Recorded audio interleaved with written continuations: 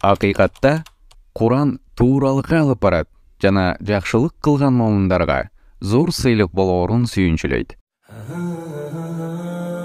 Ассаламу алейкум, урматтуу мусулман бир туугандар.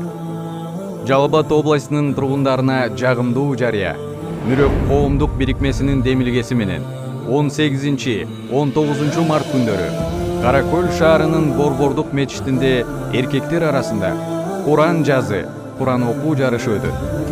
Жарышта бир пара билген катышуучулардын жашы 5 жаштан 15 жашка чейин.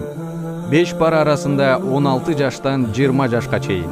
Ал эми 10 пара арасында жашы чектелбейт. Бир пара арасында жеңүүчү орундар: биринчи орун 5000 сом, экинчи орун 4000 сом, үчүнчү орун 3000 сом.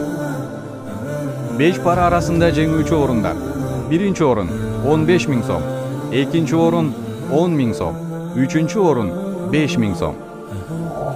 10 пара арасында жеңүүчү орундар: биринчи орун 50000 сом, экинчи орун 20000 сом, үчүнчү орун 18000 сом жана көптөгөн кызыктыруучу белектер күтөт. Катталуу 15 мартка чейин болот. Жарышка катталгандар гана катыша алат.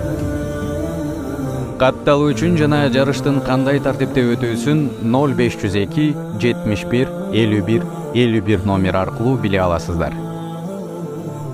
Катышуучулар 17 март күнү саат 16:00го Каракөл шаарына келип калышы зарыл. Келген катышуучулар үчүн үй-жай, тамак-аш даярдалган.